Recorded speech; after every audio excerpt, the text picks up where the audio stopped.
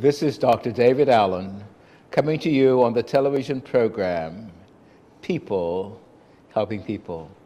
Tonight we're talking about a very, very important subject, suicide.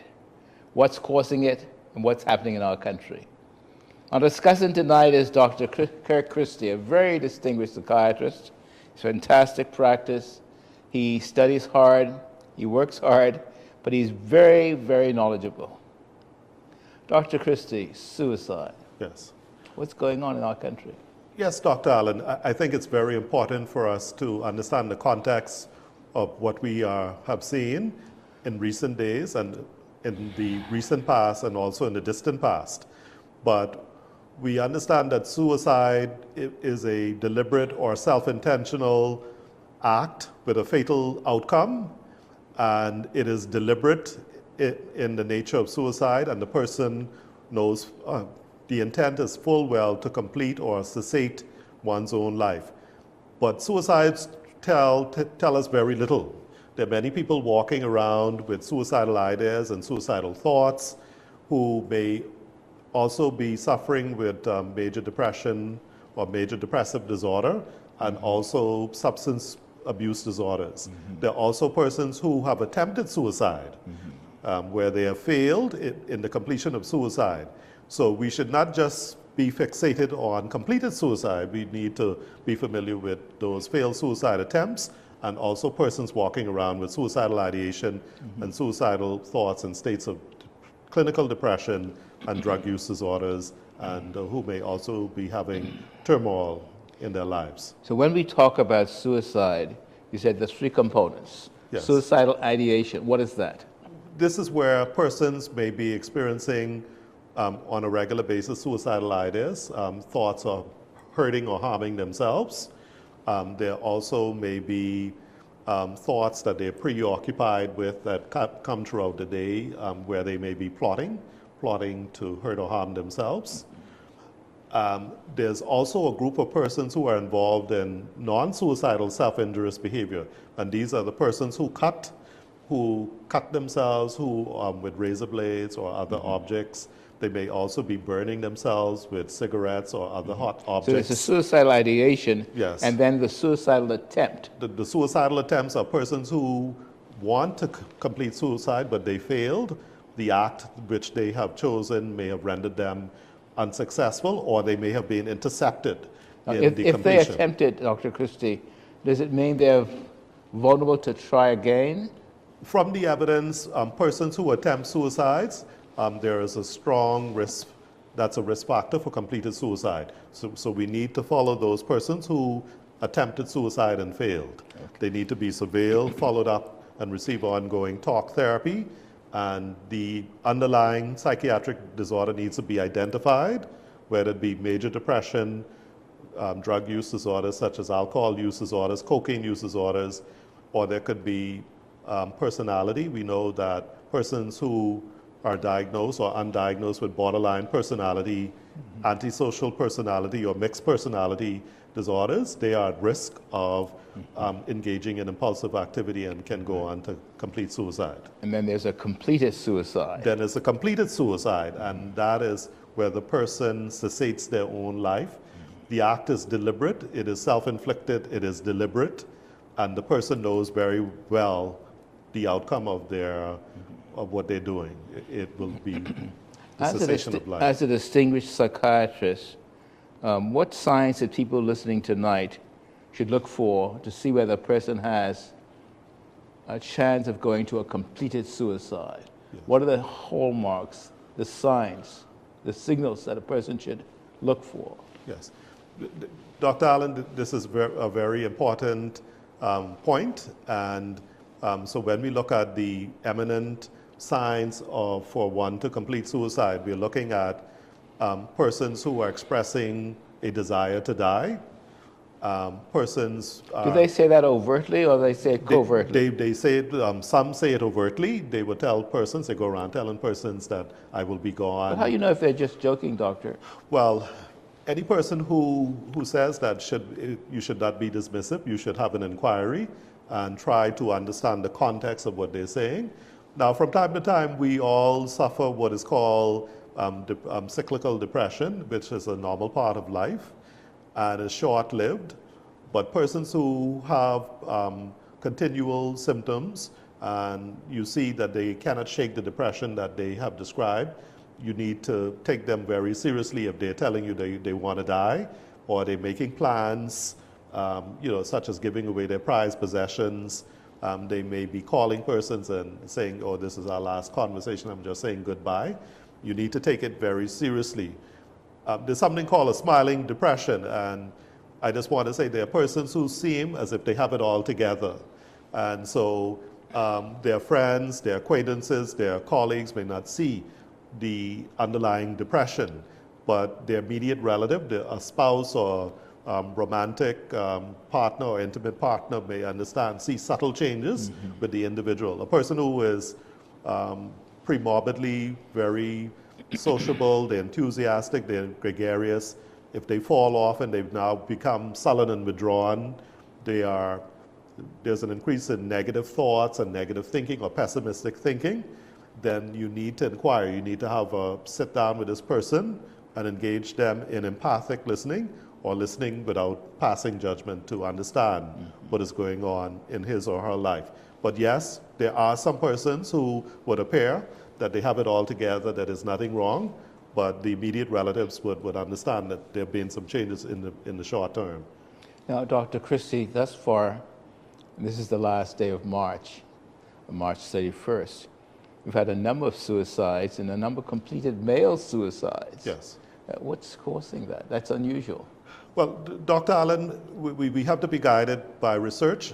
We perceive that there's an increase in suicide, but of course we have to rely on evidence. And so we have seen last year, from what I know is that I think there were 6 from the evidence, 6 completed suicide. There were 50 suicidal attempts, and the year previous in 2023, there were 8 completed suicide and 80 suicidal attempts. So we understand from the research that you completed and the other authors of the task force on suicide. Ms. Keva Bethel. Yes. She did perhaps the most elaborate suicide study in the Bahamas. Yes. And that pinpointed a lot of interesting details. Dr. Christie, that study, which was done a few years ago, when we completed the study of the data we had before us, what Ms. Bethel did, a very brilliant thing, she did a prospective study. Okay. She sent some questionnaires to all the family islands to be given out by priests or ministers. Some didn't want to cooperate. But the interesting thing, we found something that was shocked us. We asked them in this prospective questionnaire, did you ever think of suicide? Yes. This is now some years ago. Yes. But 1/3 of them said, yes, they do. Yes. That shocked us because we felt Yes. that people weren't thinking of that, say, 10 years ago. Yes. But now it seems that the chickens are coming home to roost. Yes. That we predicted from our predictive study, just asking just a question generally, not knowing whether it was ideation or attempt or suicide, and a number of them said, 1/3 said yes, they thought of suicide. Yes. Now the question is, did that thought indicate we were heading? So now in 2025, we have this barreling development of suicides in our community, and I'm wondering if that was in the planning beforehand. Any thought about that? Yes, Dr. Allen, there may be some confounders, but arising out of your study, what you found was that the overall prevalence rate for suicide in the Bahamas was 3 per 100,000. Yes. In terms of the per capita prevalence rate. Yeah. The men were 5 times more likely to complete suicides. And your study did look at a prospective study in terms of persons' thoughts, their attitudes and beliefs. Did that surprise you? I'm not surprised because Because you grew up in Andros. Yes. People didn't think of killing themselves in Andros. But what we found in this study, Yes. people were thinking about it years ago. Yes. Yes, and so I suspect that we have now more underdiagnosed depression, depressive disorders, and also the category which I mentioned, the non-suicidal self-injurious behavior, those who are cutting, those who are burning themselves, hitting themselves, engaging in this self-inflicting injuries on themselves. And those persons have a lot of psychic trauma. They have a lot of childhood trauma, which may be contributing to their current reality. And certainly if you have having ongoing interpersonal conflicts or interpersonal crisis with family, loved one, there may not be an outlet for you to ventilate, to talk with someone, to get the much needed talk therapy that you need to resolve the family crisis. So we're seeing now a lot of crisis, interpersonal conflicts that people are experiencing.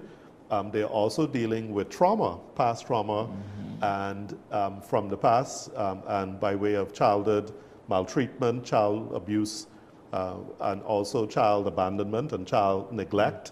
And we are also dealing with, intergenerational trauma. We also are descendants, some of us from the slaves, from Africa. We're dealing with intergenerational trauma, which is still ongoing. And through this epigenetic expression, we are also dealing with past traumas of our ancestors, which is at play. That's interesting what you said, because in 2019, 2020, Kevin Bethel, myself, we did a study. We called it the trauma study. We took a population of about 250 people in all the marginalized community, including the prison, who are in our family groups. I want to stress that the research we do is we don't just walk out to the street and ask people if you want to commit suicide. I've found since my work, since the drug crisis in the 80s, that to get data from Bahamians, you have to develop a kind of rapport.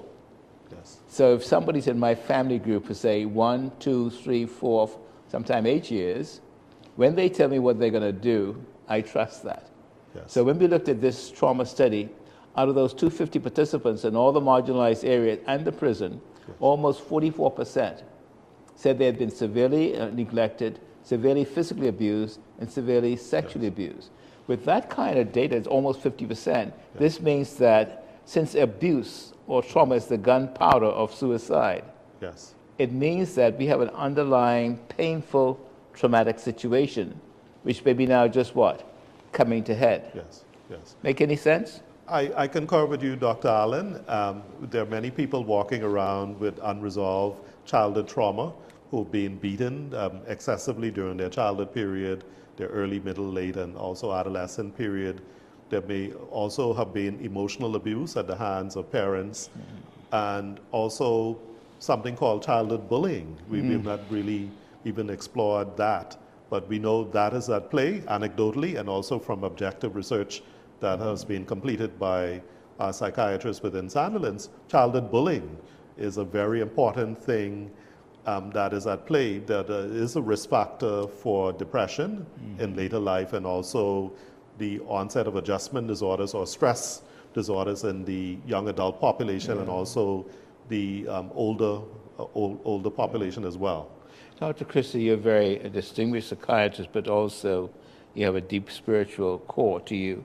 Do you feel that the incidence of suicidality in our midst as a country is indicative of the status of our spiritual state? And if so, why? I would be remiss to have not mentioned, or to mention that a part of what we do is what is called a biopsychosocial spiritual approach. And so most of the textbooks have emphasized the biopsychosocial. The newer psychiatrists and the modern thinking is to incorporate the spirituality.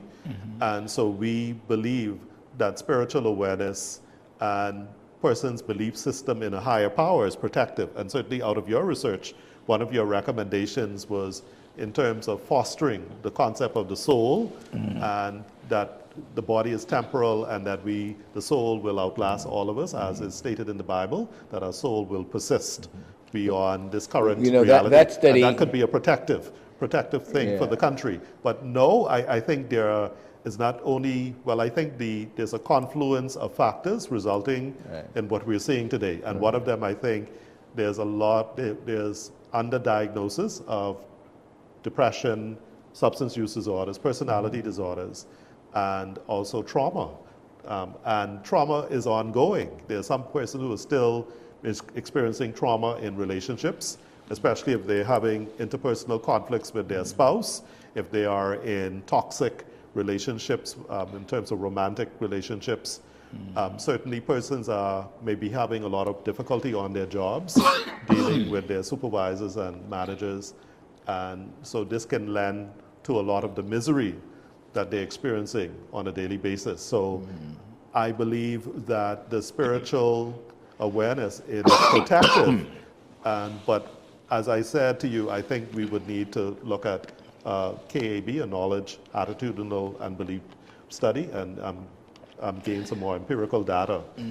But from your study, you uncovered that the soul was something that the belief in the soul and the afterlife was protected, and also being spiritually aware. Work came from my work at Harvard.